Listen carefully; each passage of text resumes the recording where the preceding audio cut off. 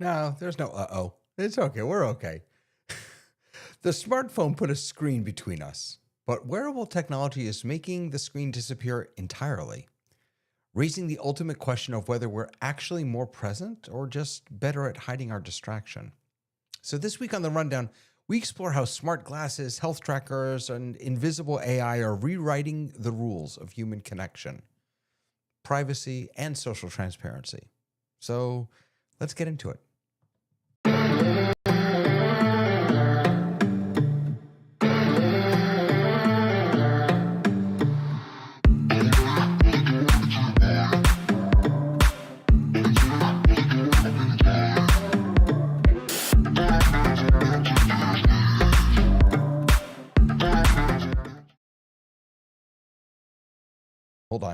Hold on. Wait a second. Hold on. I'll tell you what's happening. It's actually really funny when you think about it. Hold on. Okay. No, not that. I don't want the light on. Dear Lord, everything's breaking. Okay. Here's what's happening. Rule of thumb. Don't do a live show while you also are doing ChatGPT work and codecs, because it will take over your computer when you least expect it. So that's what just happened. I had my teleprompter up there and ChatGPT decided to do some work because I'm an idiot and I told it to do some work. Okay. Hi, everyone. Welcome to the Rundown. Let's say hi to my friends. Hello, friend.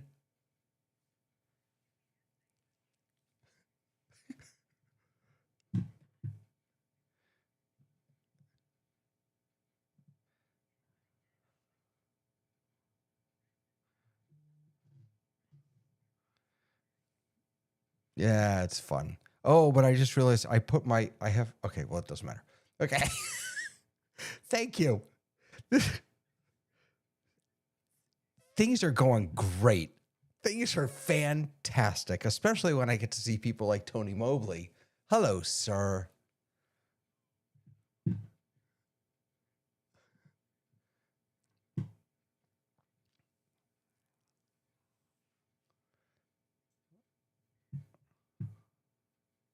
Well, there you go. So if I'm going to try, hopefully office hours will let me do a Tuesday focus about this.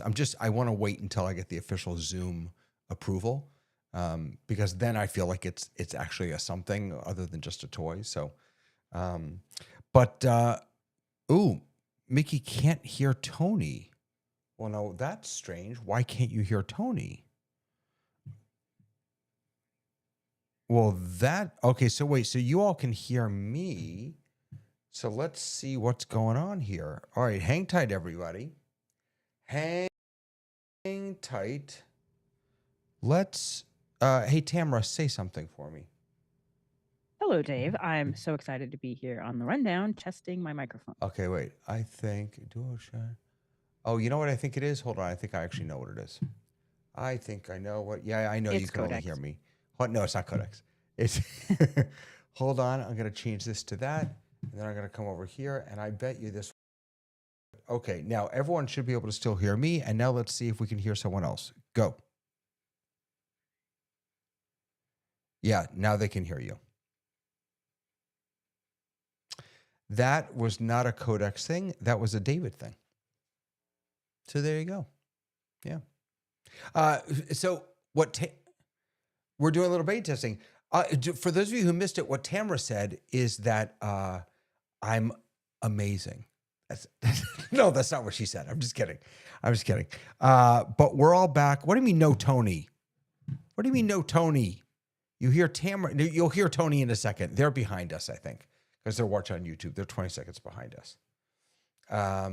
You guys will hear him, I promise. Hey, let's say hi to Sky, because I think he's here.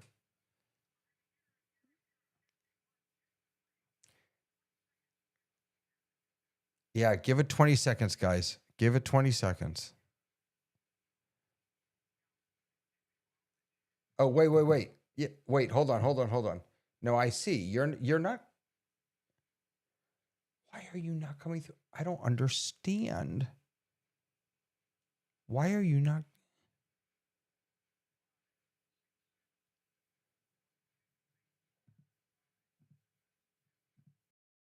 3, 4, 5, 5, 4, 3, 2. So now you're coming through, I think. Hold on, I guys. am counting all the little pinkies on the right hand of my body. What is going on? What is Hey, going John on? Adelson, Brody Hefner, thank you. Hold tight. I think now you should have his audio. So His, not just any Sky his audio because on I YouTube. see his audio. Positive audio on Sky. Okay. All right. I got you. All right, Tony, Of say course. hi real quick. Because I know, because you'll work also. Hello. Greetings. Hello. Yeah. Tony Okay, they're going to Mobley get here. you too. Yes. Okay. We fixed it, I think. I have no idea what I did, but we fixed it. I only have positive audio, Dave. You know, how long have you known me? How long have you known me? Only positive. Oh, positive. Actually, Well, it's a I very have to say, unique blood type. I think we're off to a great start. It is a happy place your mind lives. It This is a good. happy We're place. small but mighty today. Small. And we've already I don't know about mighty, but we're small for sure. we're small but silent in the Unbroken. beginning. Look at all the unbroken things that have happened. He's unbroke the audio. That's right. I unbroke apologize, the everyone. buttons. Let me just I'll explain the issue. So I'm using a Rodecaster Duo here, and I have two channels from the Rodecaster Duo coming into my computer, Rodecaster Pro 1 and Rodecaster Pro Chat. Now, what I've always done is I've had Zoom, or Ecamm for Zoom in this case, on chat and my system on the main. But for whatever reason, that's not working. And even when, so I'm right now, I just changed the audio in Zoom to Rodecaster Duo Chat. But when people speak, it's showing up on my Rodecaster Duo as Rodecaster Pro main. So I don't know. I just, And all the non-techies in the room just heard, wah, wah, wah, well, I'm a non-techie when it comes to this. In any case, we're here. Maybe let's stop with we this. found this. Let's get into it. Let's just start. Let's talk. Let's have some fun, because God Almighty is there. Some news to talk.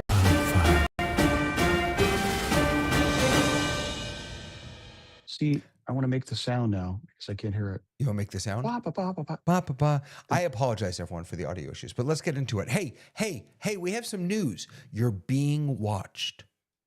Rock, surprise. That's news. That's the news.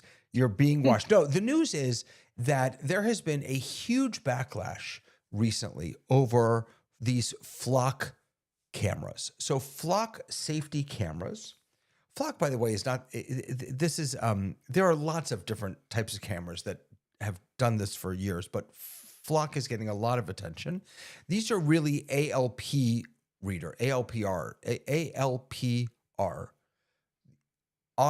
MOUSE.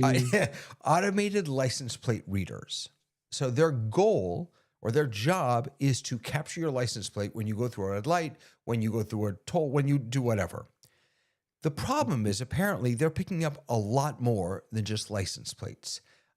There have been reports of some of them pointed at schools, some of them pointed at pools, some of them pointed here. And there is just an absolute uproar now about this, because all of that data, your car's make, your model, the color, distinguishing characteristics, anything that's recorded goes into this searchable database that helps law enforcement locate stolen vehicles, missing people, suspects. So that all sounds great. But because it's also creating a record of ordinary people's movements, even when they're not suspected of a crime, and because it's also capturing things that have nothing to do with any of this, people are starting to lose their minds. There are now flock socks that people can that you can either make or buy and put on top of a flock camera so it can't see anything. And people are pulling them down and ruining them. Do you all have you seen any flock cameras? I don't think I've seen one So in my community. I have at You have? USC Okay. Medical Center. to go into the medical center. It lets you in. It does your license plate. You go in and put your license plate in. The first 2 hours are free, and then it just lets you out once you've done the pay system. I flipping love it. You love go it. there. I go there quite a bit because with my mom's cancer, every 3 months we're there. I actually really like it. I feel like this flock uproar to me is like we just figured out we've been watched. Like we've just figured out that these cameras are obsequious. And whether you like them or don't like them, I feel like the uproar with this and with data centers are like, we haven't had any data centers being stored anywhere. YouTube, Netflix, your doctor's records for the last like 30 years. And now all of a sudden people have realized that we have data centers. I feel like it's kind of the same thing. I agree that there may be some issues with it, but I feel like that's what it is like living in a city. So I mean, your argument basically is that's the price you pay for, it seems to me that your approach is we have to give up some of our privacy for the sake of security. Or for the sake of living in a city. Like if you don't want that, then go live in the middle of nowhere. That is your option. And hopefully you won't see a flock camera there. Yeah, sky jump. Again, Because again with also ring again cameras. with the Kansas jokes. The Kansas jokes. Come on. Again with the Kansas. So I have two anecdotes. One is I was a recent recipient of this tool, and I thought, and it came in a little actual printed letter with a printed stamp, and it came to me and it said, if you want to see where you went through the red light, please click here. And I went, oh, come on. And I clicked. It not only had the still, it had the actual video image that I could then justify whether I wanted to contest it or just pay the $142 to some organization in Texas that is making more money. Because again, these cities allow the big company to come in and do this.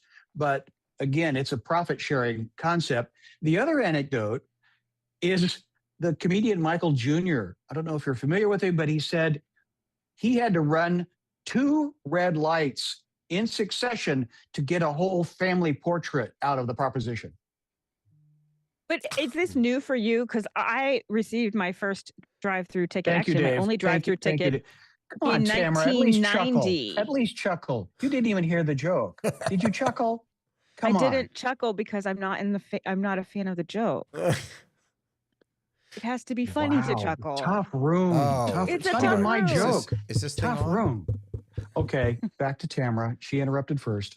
No, I'm just curious. Like, I guess this is new for most places where people are doing this. I literally got a drive-through ticket in 1991. Right. So- I'm not sure if it's new. I think it's right. There's renewed attention on it. Yeah. It's definitely not new. And that's where I'm just going to say it's a slow news day. Well, okay. You may be right that this is a slow news day. But What does that mean? What do you mean? What do you think I mean by that, David? Meaning that it's not as big of a deal as people are making it out to be, and the news companies jumped on it because it was a story and it got attention. But Thank you. But I would argue that there is an important question underneath it, which Tamara sort of alluded to before, and that is, what do we do with a genuinely useful, crime fighting technology that also creates a large scale surveillance network? Is that a price we're willing to pay? And this is where we need to have the people from England, because the per square footprint of the digital capture devices in and around the entire, country, continent, up to you to make your choice, I guess is we got like 6 cameras per person. I don't know. I'm making stuff up, but it's a lot. I think So, it's sorry, not the what- question of the cameras. It's what are people doing with that information, right? So if they're using that information to check my license, so I do not have to pay to stop at a gate, and it slows down the process of me finding a parking space or leaving a parking structure, hey, no problem. if they're using that for other purposes that are not intended for that, then I think that's where people are imagining cases where it might be used in ways that it's not intended. Well, the suggestion that it might be being used in ways that is for which it's not intended is, I mean, that's the understatement of, I mean, of course it's being used. Of course that data is being used in ways that it wasn't intended for. No? Well, I don't, that particular camera just looks at license plates. No, not necessarily. If it's pointed at license plates, it picks up license plates. But if it's pointed elsewhere, it picks up whatever the heck it's pointed at. No? So what is the concern? That's what I'm questioning. It's I don't gathering disagree all with of it. this data, storing it without forget my permission, without reasonable cause. There's no reason to have collected my image. There's no reason for law enforcement. I understand that once I'm out there, I don't have a right to privacy. I'm not suggesting So that. I don't really like these either, but let me just push a different direction. I think people don't like them when it doesn't serve them. And if there was Fair enough. school shooting, then we would love to have those cameras to figure out who was driving cars around the school. So I feel like you kind of can't have it both ways. And when it serves you, that's fair. You would want that technology. And when it doesn't serve you, you would question that technology. I've only had a few Tony's turn. No, I was just going to say, doesn't it really come down to who has access to the information once it's captured? I think that is really the issue. And I think that is the problem that most people are having with it. You know, who is the end user of the information, and are they trustworthy to have that information or that resource? I would argue, Tony, though, that there's another question. And I think there's a question to be asked about the gathering of information itself, regardless of who captures it and whether or not it's used. I think that there is there's a valuable question about the right for the authorities or companies or whomever to just collect information without our approval. Now, granted, when we get an iPhone or an Android, or we sign up for Gmail, we all, or use iTunes, none of us read the terms of service, but in those terms of service, we agree to let them surveil us to a certain extent. When you visit a website and you get the little bar at the bottom, the cookies bar, and you click OK, just because it's annoying, that whether you know it or not, you're giving permission for them to track you. There is no method for us to say, okay, even if we're doing it because it's annoying. This is the state saying you have no option. You have no choice. We're going to track you, and it's for your benefit. So I don't think it's all about... It's not long-term stored, though. It's stored for a short amount of time and then purged. It's a cycle of purging. It's not like they're long-term storing it. I agree with what you're saying, and especially coming from a state like California, where I can't record you without telling you. But it doesn't apply to... Is that video or audio or... It's anything. I can't record you without telling the other party that I'm recording. I can't silently record you. But if you're out on the street with your iPhone and you're just capturing video and someone walks in the video. So in public spaces, no, but if we're having a conversation, I have to say, so that's exactly where these are getting outside of that law. They're like, this is a public space we can't really keep track of that. Right. And I'm sorry, go ahead. I continue to go on the moral ethical of a thing. So I looked at the video. I came up slowly to the intersection. I looked both ways. I did a California right turn in the sense of I didn't really stop. I just kind of eased around, because to look left, the intersection is cattywampus. And so I had to kind of come out into the thing. You cross the little white line. The red light is very red. I see that it's safe. So the irony is that did I make a safe right turn? Yes, I did. Did I endanger or put anybody in danger? No. Did I get onto the freeway on a clearly posted 60-mile-an-hour location, but had to drive at the speed of traffic, which was somewhere in the 70s?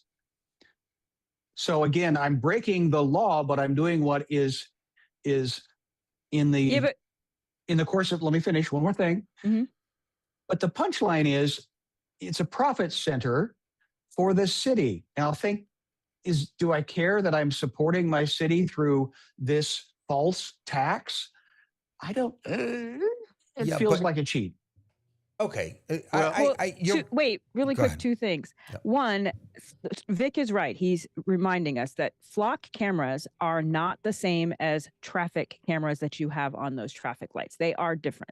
So traffic cameras can show facial expression, not just your license plate. So there are two different kinds of cameras.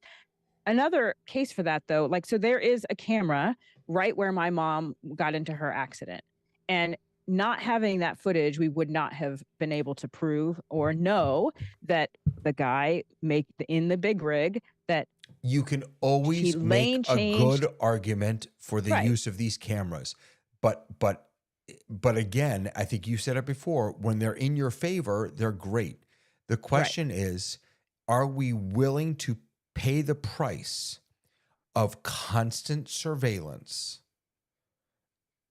so that we can support our community or get the footage of the accident, or, is that a price we're willing to pay? I'm not saying I'm not.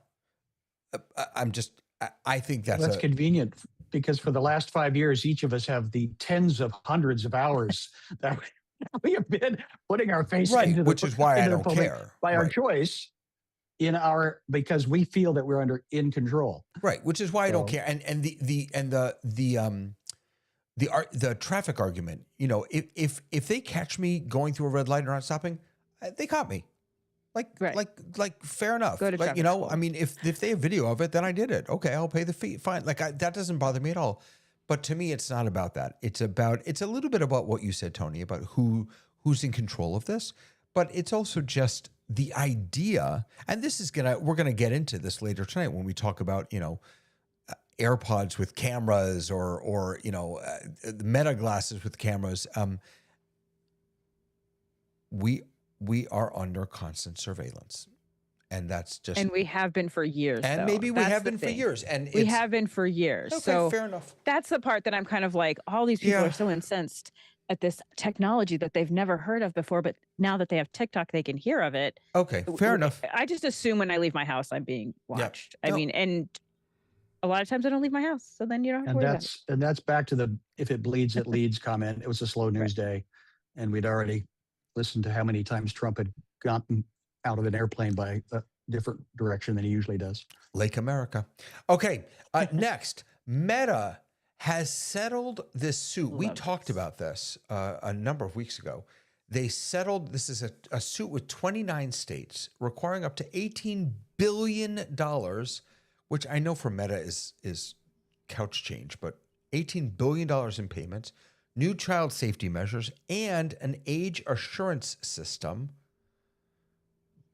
I just think that's ridiculous, to detect users under 13.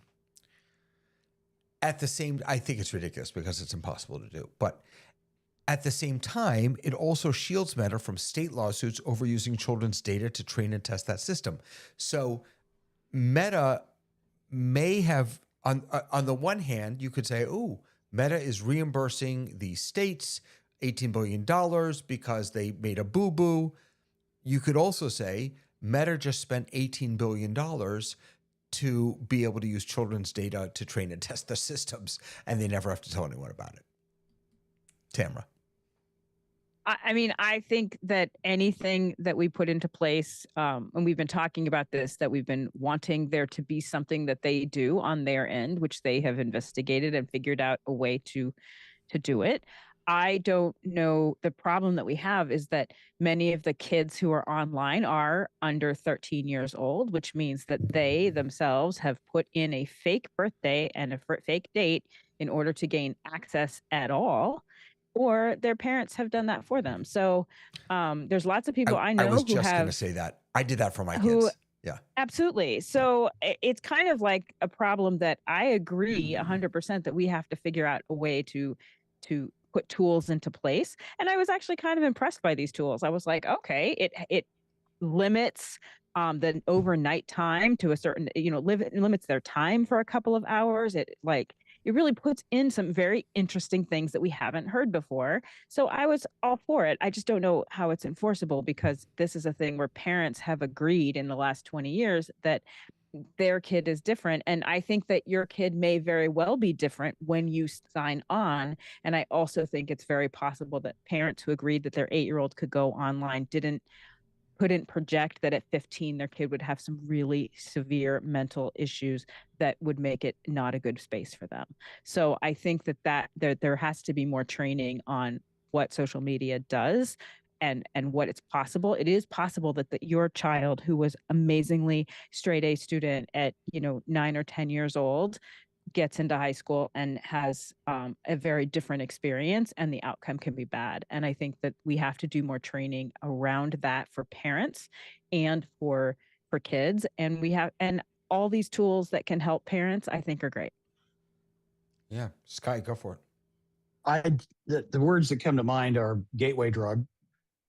To your point of, are these pieces of information going to be now mined and, to Tamara's point, not just thrown away easily, but this is the future of their who they're going to be, future consumers, A, and B, your other comment that you made, David, was, oh, we got caught. Okay, we'll do something. And to your point of, you can't sneeze loud enough to at certain companies that $18 billion is worth even a tissue or a Gesundheit. So there's my frustration, because we used to be able to, at least we used to think we could trust major corporations. For some reason, we held that fallacy. Now, historically, oh no, bad people did bad things throughout history. So, but at least at some point, they had PR teams that made us think that we could trust them, or think that they were doing something for humanity, not just their own personal bank accounts. So maybe that's just because I'm getting older, or maybe it's true. Tony? I really was thinking that maybe there ought to be a shift where this is, moved device, and that parents should be the ones to decide whether or not their children have access to this. I don't trust the corporations to be diligent about policing whether or not our children have access to social media. I really think it should be just the way that we are now using Claude Code, that it's primarily device locked, in terms, or not locked, but the preference is that it's the local device controlled. And if Apple or Google or Android makes the decision that the device is totally controlled by the parent, and the parent can control what their children are have access to, I think that's a better solution. Tamara, go ahead. I think parents don't always understand what the options are and don't always have those tools. So I will say this as a teacher, I've taught kindergarten through 12th grade. Having, especially in the lower grade levels and in the middle school levels, something for me as a teacher to help educate parents who come to me and ask that question, I think is fantastic. I think that I don't think that Meta's done what they said they're going to do, right? And I noticed that also YouTube has kid channels. I just saw that today. I was like, what's this? And it has a little kid channel, a medium kid channel, and a teenage app thing that you could purchase, and then you are there's certain blocks. So is this a way for them to get out of this this is a corporation. Their job is to make money, and their job has been making money on the backs of children, right? Without any repercussions at all. So they've done their due diligence to meet the needs of this lawsuit. But at some point, we also, as a society and as people who care about other people, have to get involved in what our kids are doing and what our friends are doing. I'm everybody's techie best friend. They don't know these things. I guarantee you, my sister does not know anything about this new system. She does not care. This does not come up on her feed. So it's going to be me who says, hey, did you know that you have these new things to monitor your kids, that give access to your kids? So I think that it does allow for people to educate, but I do think we are going to have to be the educators, because that is not something Meta is going to do. Is there a way to is there, you talked about repercussions, is there a way to impose repercussions on a company like a $1 trillion company?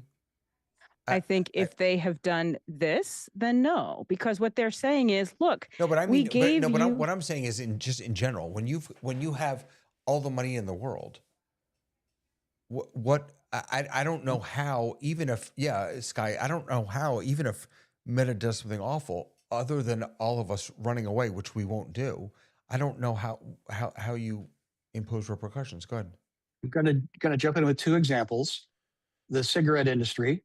How long had that been around before and even with this is going to kill you, printed very clearly on the side, before other alternate measures were taken by the masses, by humanity, and not just a competitor of another drug.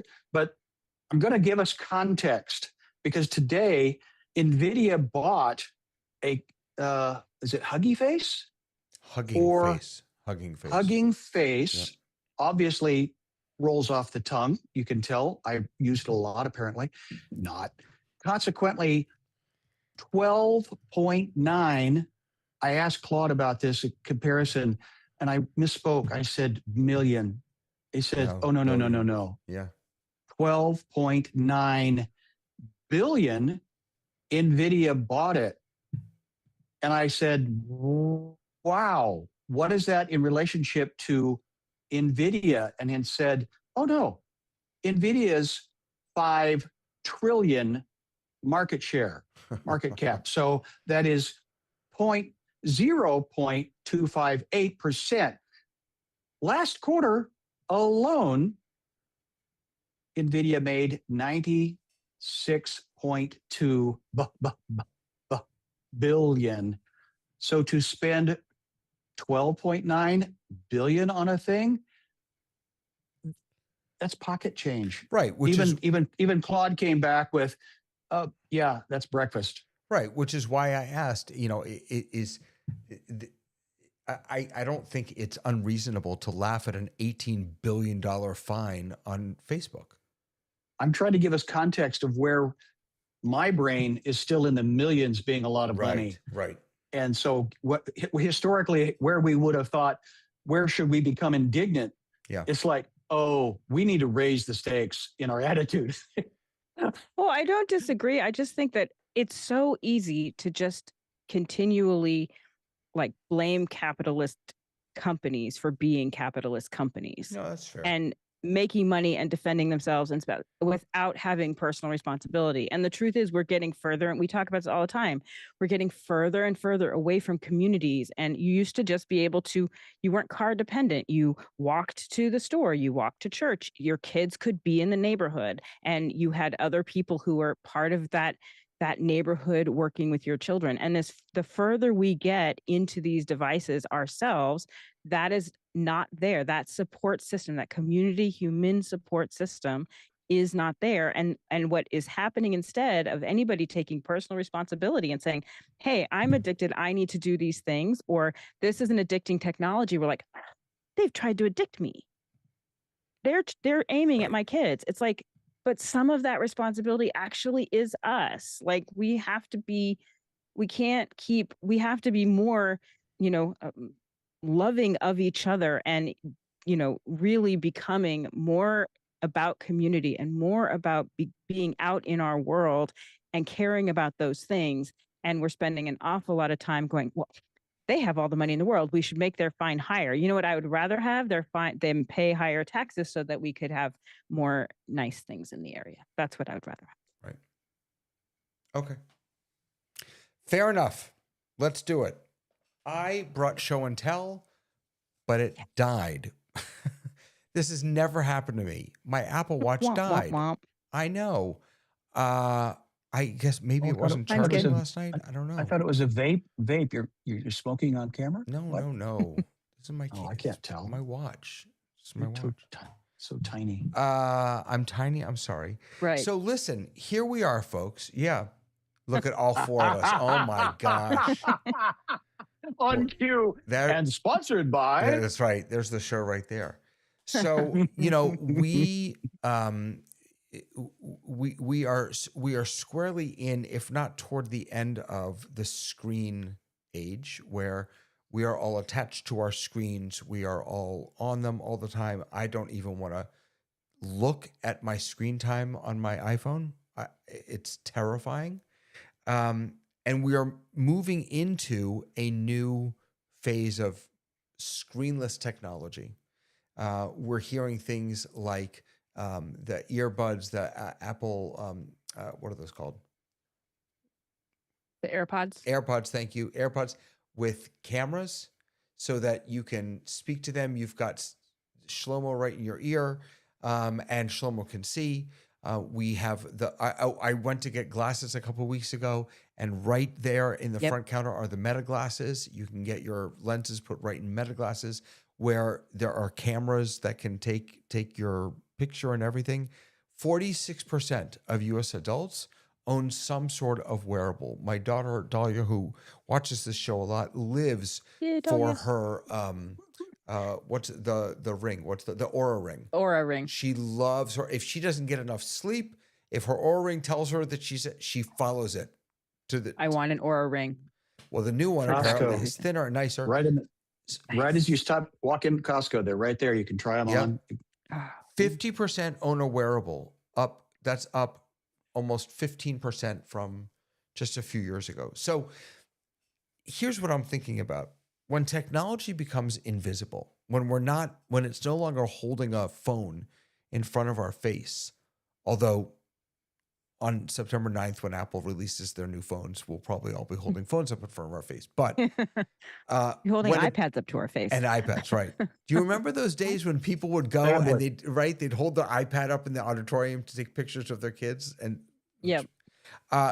so when the technology is not visible anymore, when it's there, but it is invisible or hidden or less present, what happens to our presence?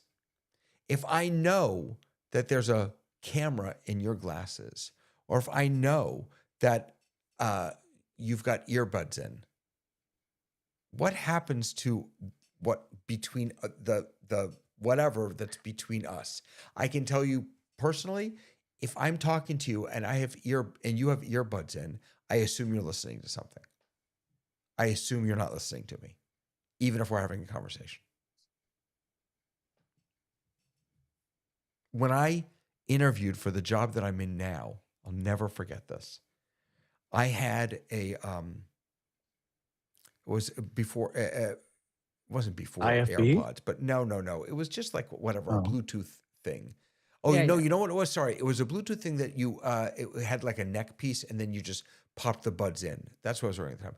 And I'm in this room, I'm interviewing, and I didn't have them in, but I had it around my neck.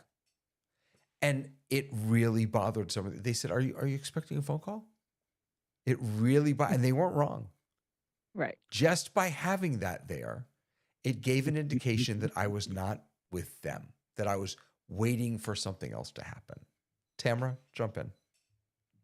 I was teaching a class in 2015, and another teacher came in, and we were just standing there watching this 10th grade group of kids, and they all had their phones, and they were taking pictures of their experiments, and they were taking pictures of each other. And she was like, when did this, like, what is so interesting about this for them? Like, we were looking at these kids and I'm like, this is the world that they grew up in. So I've had a camera phone for a long time. I wasn't taking pictures with it. Right now, it's perfectly commonplace for people to take pictures. So I imagine what will happen with this same technology is, in the beginning, it will be tech geeky people, and pretty soon it will become obsequious, and you won't think those things. Because I think that right now you look at an earbud and you're like, hey, they're not listening to me. The earbuds are not going to have a little dongle outside of them. They're going to be easy. You're harder right. to detect. They'll be right? What do you call it? They'll be like hearing aids. You're They'll absolutely be right. like Inserts. the little teeny tiny hearing aids, Yeah. right? So You're absolutely I right. agree with you that it has changed our whole being, because my mom hated technology. She cannot be at dinner without having her phone. And I'm like, Mom, I have my phone upside down. We have upside down. She's there. Yeah. She's on it. Wow. Sky, go ahead. So, yeah. Well, again, less than 6 months ago, I was given the opportunity to help encourage some new technology, and we were given the opportunity to create a 30-second TikTok. Basically, wasn't even a client; it was a service that I continue to be a part of, and it was to demonstrate how this search tool could be useful for creators like myself. I chose to use a lot of AI graphics and created a squirrel character and put that squirrel on a journey and told a whole story of how the software service saved the squirrel's life. Well, at that time, somebody else took their iPhone and said, well, this is who I am and this is what I do. And it was all very authentic and all very genuine, but it was at the peak hype of what is this AI? Everybody's using it. It was becoming a new fad thing, or is it true and real? Well, my curiosity at the time was, I did not get the views, the likes that this guy with his iPhone, because I think it was counterculture that won the day in the storm of the hype. Ironically, now I can't unsee probably 80% of the adverts that I'm observing, both on broadcast live television and anything that flashes past my face on Facebook. So in less than 6 months, they hold uppity attitude about that's wrong has already become so null and void that, oh, yeah, we're entertained and we just can't fight it anymore. So we're just going to accept it. So I put the task to us, as I did to Jeff Keithley the other day. Let's start recognizing where we are right now and see in 6 months what has happened. Start documenting, because what I think we as technical users of tools have the opportunity of doing is coming from 10, 15 years ago of how it used to be. And now to see the exponential growth of technology, the exponent of change, I'd be very curious for us to check in 6 months from now and go, oh yeah, that is so last week. That is so 2 days ago. Oh yeah, that attitude is so 60 seconds ago. Get with the program, Lisa. The only thing I'll say to that, Sky, is that social norms around phones, particularly I'm thinking about the phone upside down at dinner and things like that. Social norms about that, they've been around pretty much since we've had phones that we were able to carry in our pockets. Like I don't feel like I'm just. It used to be books. I'm not sure. Well, magazines. Fine. So television. You're right. So my point though is that I don't think the sensibilities are necessarily going to change all that much. I think that, like you just said, the problem is not the specific technology. The problem is how it gets in the way of people, communicating or connecting. And I refer back to Tamara's point. You in your speaking off the cuff, Tamara, you said we should be responsible for some of the things that we do versus expecting the corporations to manage us. I challenge that into, oh no, we should always be the ones responsible and then benefit from what the tools, technologies, the advancements that right. commerce and you said the capitalist environment that we live in provides for us. So that's the horse in the cart for me. Yeah. Tony, jump in. Well, I think that part of the issue is that there is this spectrum of people, and sometimes there's a separation based on age, sometimes there's a separation based on economics, but it really comes down to access. And I want to lean back into part of what Tamara said in terms of this whole idea of things being really sort of invisible from the standpoint that as we get used to things or as things become more mainstream, they tend to become invisible. And so while right now we are wrestling with this whole idea of people wearing glasses that have cameras in them, I would dare say that it won't be long before that becomes invisible.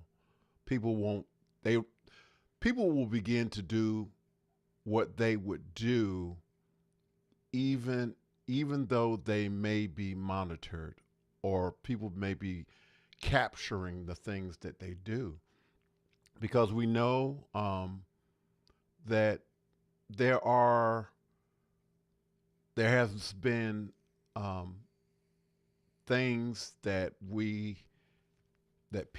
certain people have been wearing in terms of cameras, and we've seen time and time again that people forget or don't recognize that they have the cameras on their shirts, and they do some things that they shouldn't do.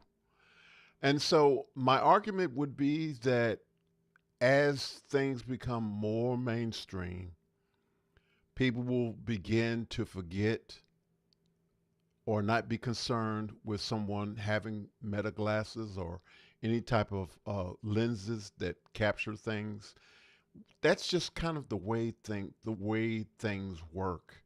We as we get used to things, if you had that same interview, David, with your current organization, and you had one Apple AirPod in your ear, the response would probably be different because of the time in which we are now, and how most people will have, walk around with one AirPod in their ear or one listening device. You know, Yeah, maybe. One of the assumptions would be, oh, he just brought that from his car because Right. this is a hands-free society. Right. I still wouldn't hire me if I came into an interview with that. But one of the assumptions could be that you need a hearing aid and that Apple AirPod that's is true. You're right. actually And it being a hearing serves as- aid. So if you judge now, Good. knowing that is a Yeah. potentiality for some people, That's that is much cheaper than good point. an actual hearing aid, it If would that's be. if that's the assumption of the person that I'm being interviewed by, I want to work with them because Right. they've got a progressive way of thinking. Yeah, that's a really, really good point, Tamara. I hadn't thought about that. Tony, I want to pick up on what you were just talking about. So, because this goes back, my point at least is going to take us back a little bit to the flock cameras. So, when someone raises their phone and points it at me, I know that they are videoing me or taking my picture or whatever. Mm-hmm. When someone is wearing the meta glasses, and yes, I know that there's a little light that's supposed to go on, but people have absolutely figured out how to disable that, I think. Or, when they've got this in and they're doing real life translation, or they're using a tool that allows them that when they look at it, they get an AR that tells them who I am. That's another example of me not having any opt-in or opt-out from capturing that data about me. And I'm wondering, does it matter that they're not holding the phone up in my face? Does it matter that it's much more, I don't know how to explain it. I'm going to give you an example. All right, and then Tamara. So, when I was still working in the school system, there was a time when they did not have cameras on the school buses. And so I was a part of the school system when they installed cameras on the buses. So initially, the kids were kind of like, oh, there's a camera. We're going to chill. And then it wasn't long. I'm going to say I'm going to say maybe one school year. Then after that, right now, the cameras are still on the school buses. Do you think that it makes a difference in terms of the children's behavior on the bus? Absolutely not. They do whatever they want to do with those cameras in place. And my argument is that people will show you who they are after a matter of time. And that's just the way the world works, good or bad, things become invisible.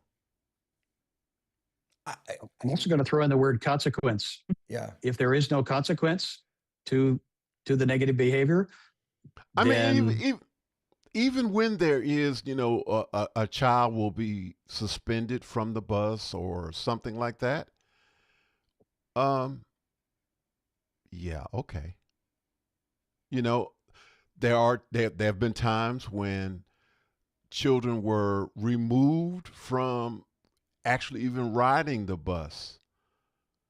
But, I think it puts stress on the parents because now they have to make way. But that's not really so much my argument. My argument is that human beings get accustomed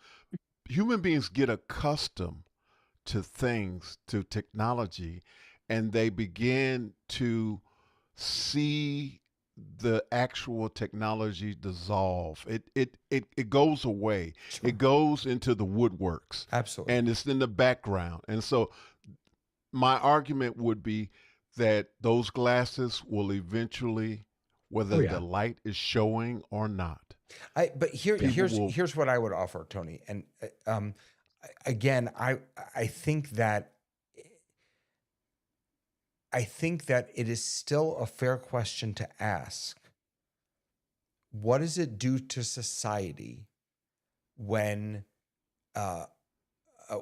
not for safety on a school bus, not for security, not for, making sure the kids don't act like jerks, when just because I can, because gathering information helps me, just because I'm not good with remembering names, and so I want an AI to use visual intelligence to look at you and then tell me in my ear, oh, it's Tamara. And so I could say, oh, Tamara, it's so good to see. Right? What does it do to society to have that be ubiquitous? I agree with you that we might all get used to it. I mean, I remember when people, I used to make fun of guys wearing the earbuds and the Bluetooth. I used to make fun of them, and then now I am one. I'm not actually. I don't wear Bluetooth, but I don't think the fact that we get used to it means that it isn't going to have a really profound impact on society. And again, this is not a school bus or a school or a state collecting data. That's one level of ickiness to me. Everybody collecting data is a whole other level of potential ickiness. Tamara, but who do you mean when you say everybody? I mean anybody who buys this technology, anybody who buys, the Meta glasses, anybody who buys, I don't know, anything, any sort of wearable that gathers information. I would argue, and then Tamara will come to you.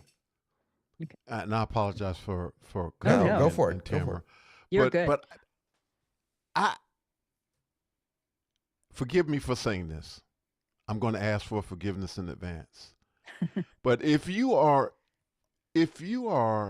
under any delusion that George Orwell's 1984 is not, we have been in 1984 world for some time. And there is no privacy that exists in this world unless you are completely offline or in an area where there is absolutely no technology.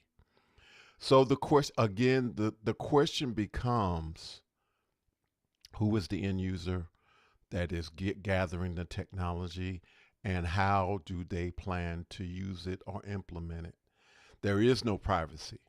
There is, if you think that you are being private, even if you're using, your VPN, you're using this, you're using that, everything is listening to everything. We make a decision.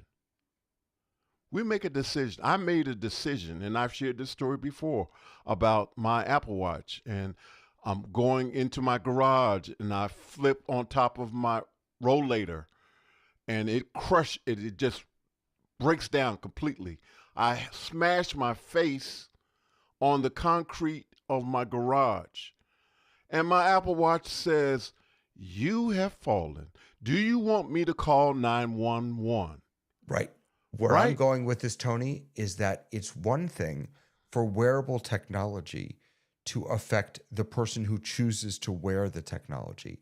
It's a whole other thing for something that you choose to put on your wrist or your eyes or your whatever to affect me. Because I didn't choose to put that on.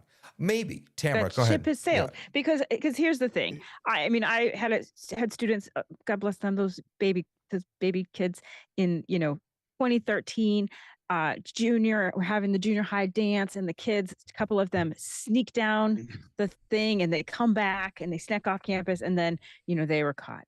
And then we had to have, all of the process that you do. And afterwards, the next day, the teacher, she was around my age. We were having conversation with our babies. We're like, listen, here's the deal, guys. No one knows. We all got in trouble. We all did stupid stuff, but no one knows where the bodies are buried for any of us on this call, right? Nobody knows, because there weren't people snapping pictures. And like you said, oh, well, if people hold their camera up, it actually doesn't look like that. It looks like this. I look like I'm scrolling when I'm taking pictures of you. So it doesn't, we're doing that now. And so I agree with you. What does that look like? Well, we see what that looks like because we have a full generation of kids who have been on an iPhone and who have been on social media, and we can see both the positive and the negative aspect of it. So we already know what that looks like, that it's moving from your phone or your watch to eyeglasses. The ship's already sailed. It's already, when you walk out of your door, people are collecting information for you. Don't do stupid stuff because you're going to be on someone's camera. If you go to a party and these are there, your stupid stuff is going to be recorded. It's not about doing stupid stuff. Guys, by the way, this guy's videotaping us right now. I know. Just be aware. I didn't think anyone was seeing this. So what is the consequence of that? And because I got caught doing a soft right turn, safe but illegal, and so consequently they had a company that said, we can bring in this technology at a no barrier cost to you, and you will benefit from this, City of Edmonds, Washington. And they said, sure, why not? Now, am I now, consequently, to your point, Tamara, am I more observant? Well, I am at that intersection. Yep. Am I more observant at other intersections?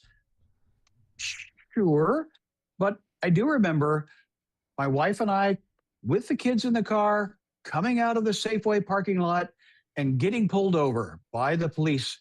And I said, what's going on? They said, well, you didn't have your seatbelts on.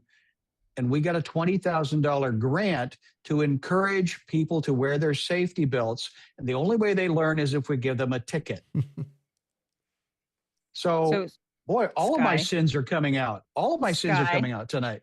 You did this thing Tamara. when you took a little test at the DMV and you signed the social contract that all of us have signed that says you are going to follow these rules. And I Wait a have to minute. Let tell me get that you, on camera. Let me get that on camera. the craziest things that What did I you say? have seen people doing post-COVID with an automobile. I can't tell you. Once a day, I see people go from the right lane, and instead of saying, "Oh, I missed my exit, I'm going to go around the block," they go, "You know what? I'm going to go 4 lanes across the front to make a left-hand turn on a highway." I want more of those cameras around. I want more people to agree that their social contract that they signed at the DMV that we're going to honor. Are you of the belief that driving is a privilege or a right? I don't know. I live in Los Angeles where you have to do it. So it's absolutely a privilege. I do absolutely privilege because you have to take a test. So what does that mean? What does that mean? It means that you that using these tools to surveil you to make sure that you are following the rules is a good use of these of we're back to flock again. I didn't mean for this to happen, but it's a good use of these tools. But it's an example. But my question is, whose consent matters when one person's device senses everybody nearby? Or, Lois said in the chat, does it matter if one uses a camera or has a really good memory? It absolutely matters. Because if you use a camera, first of all, you're actually getting my likeness. You're not just remembering what I look like. You're actually capturing my likeness. You can alter it. You can share it. You can repurpose it. You can do lots of things with that you can't do with just a memory. Lois is an artist, so she might be thinking that she could actually look at you and capture it. But what I wanted to say, David, is that I think that it really comes down to answer your question is that we've made a decision to be a part of a particular community and society. And because that the society that we now live in, there is no privacy. And if you want to continue to be a part of this society and this community, then you have to go by the things that are in place. I don't buy that. Wait a minute. I don't buy that. If you don't want to be captured in any way, then you have to make a decision on whether or not you're going to leave the community. That's the choice that you have now. Or look at your politicians' views and vote accordingly. Lots of people have this issue, and we are not citizens who have to sit around and have nonsense. We actually can look at what is important to politicians and see if that's important to us and vote accordingly. Let me ask a different along the same lines, but a different question. Let's move away from cameras for a moment. So we're having a conversation. I have like Sky has, I have an earbud in my ear. You don't know this, but I'm actually using an AI tool that's listening to what you say and giving me responses in my ear. Now, yes, I know that Mission Impossible, you had a guy in the van who could also do that, but does it bother you that there is AI listening to you, processing your voice, possibly recording your voice, and you have no consent in that? Does it bother you that you're not actually talking to another human being? You're talking through another human being to an AI that's telling that person what to say. Because again, here's where the technology is invisible or becoming invisible. Does any of that bother you? Because it bothers me, and I'm AI. I'm already bothered. It depends because I don't know why people are. So here's the thing: these are tools, and I've been in all these AI conversations, and everybody wants to talk about AI like a binary, as though it's all good or all bad, and it's just far too nuanced for that. Of course. And it also, we don't have a complete vocabulary to actually talk about those nuances. So some of these things are going to be huge tools to people who cannot live without them. They are tools that are going to be used.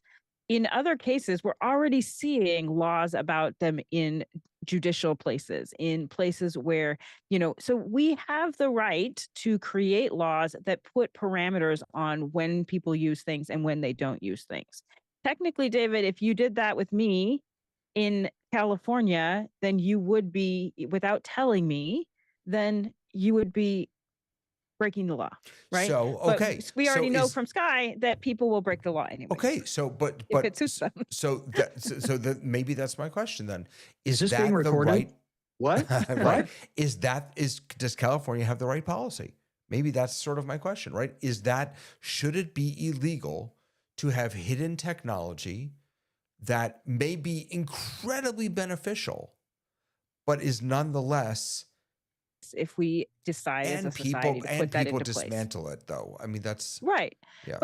But again, like, none of us are living under a rock. And if you are living under a rock, you probably don't even know that people have this technology. So it is kind of the course of doing business. And do I like it? No, not really. Because like my least favorite thing is people pull out their cameras and take pictures of people while they're eating. I'm like, take a picture of your food, take a picture of your people. Don't take a picture of people eating. It drives me crazy.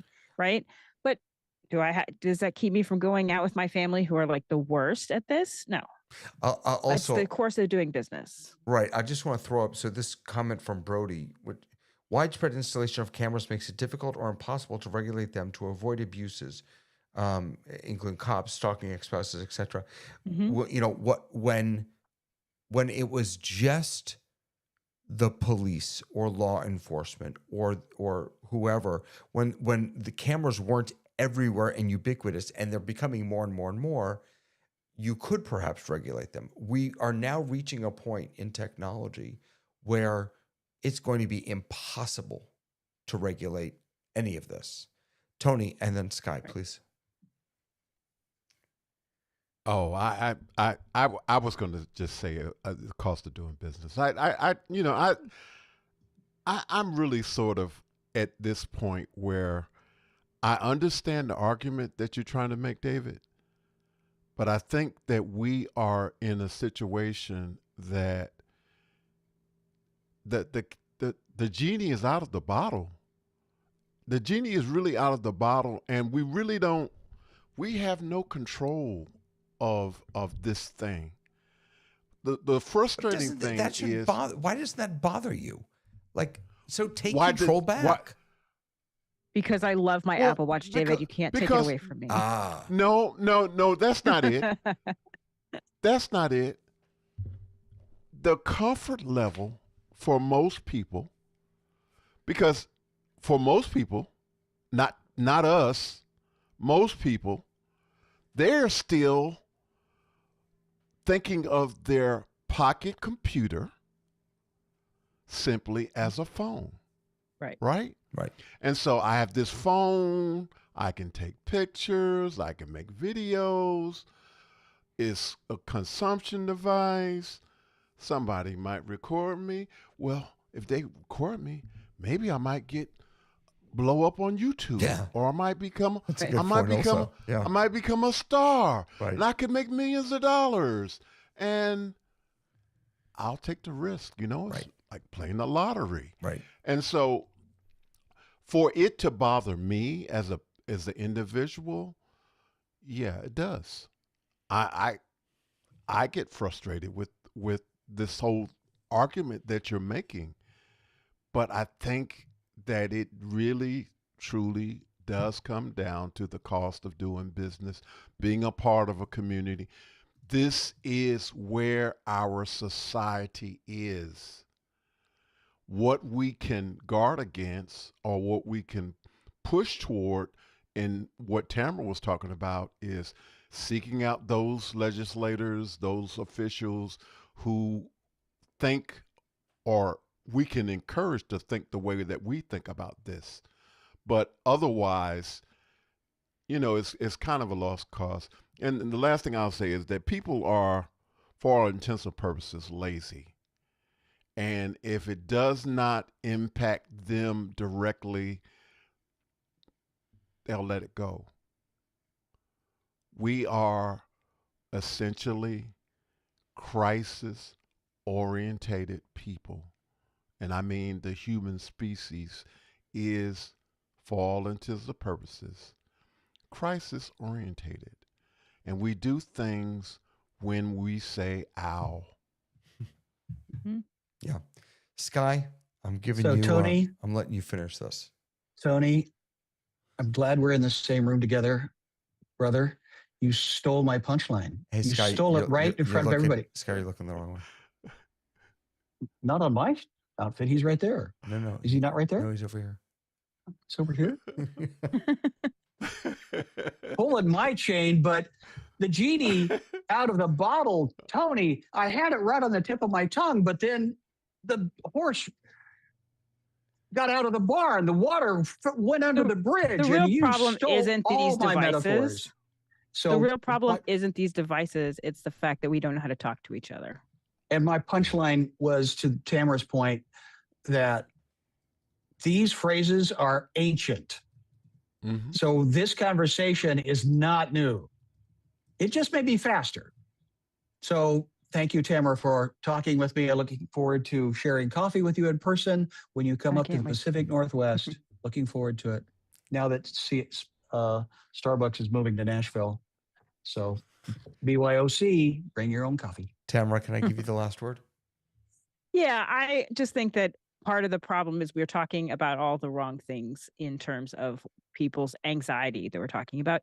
Lack of SWAT cameras, data centers, people having too much information in all of these places. And the real issue comes down to the fact that we don't know how to talk to each other anymore. And that is becoming a lost art. And that's where we have to double down and reteach people how to engage with humans in a human level. And then it really doesn't matter if you take my picture while we're doing that. Okay. I think we are on a trajectory here from desktop to laptop to smartphone to wearable to ambient to embodied. And I think that the discussion around wearable technology is much bigger than Apple Watches and AirPods and things like that. It's about how much, it's about us. It's very much about the singularity, I think. It's about us sort of merging with technology, and what can we hold on to that is uniquely human. I get to speak this year. I haven't given a sermon in years on the high holidays, but this year I get to. And I wrote it about, I'm not going to give the whole sermon here, but essentially my question was, what does it mean to be human in this day and age? Oh, yes, please. And yes, please. Yeah, another time. And I to me, that's the question that wearables really complicate, because they become a part of us. Whether you're okay with them recording you or not, they become a part of us. And but David, can you? I have frustrated. Did you all just hear that sigh? I have broken Tony. What did I do?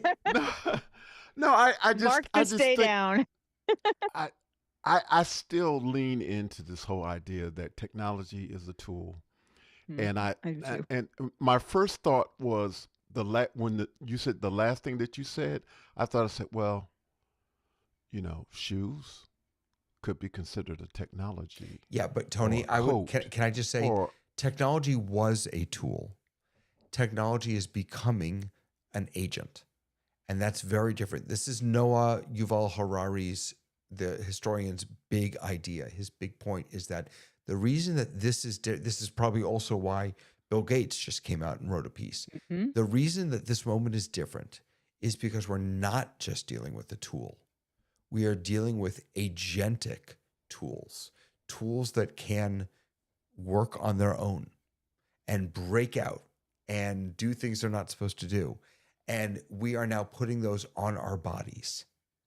And we're making them more invisible than they ever have been. So I'm not sure that it's as simple as these are just tools and we get to choose to use them or not. I think there's something else going on here. And look, I'm going to wear my Apple Watch every day. I'm not. I was like, believe me, I'm not a Luddite here. I just think there are really important questions to ask about it. I'm going to go back to my romper room days And I'm going to make sure to say thank you to Lois.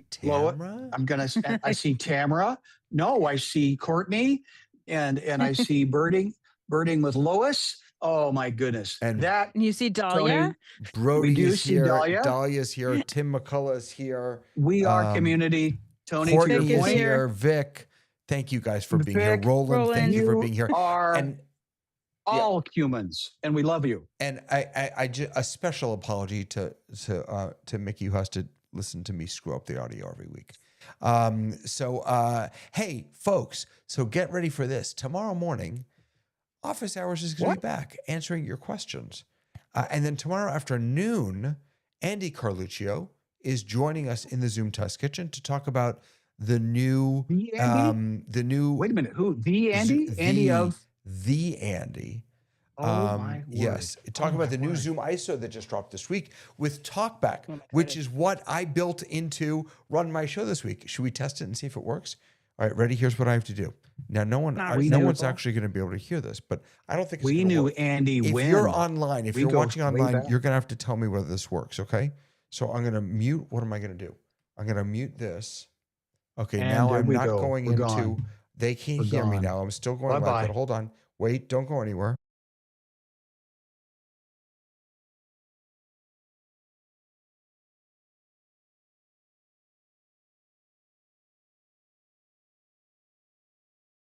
Why can't I hear you? You could hear me. Mine is flashing, but it's not doing anything. Yeah, that's what I'm getting too. Mine is flashing as well. Mine flashed, but it didn't really.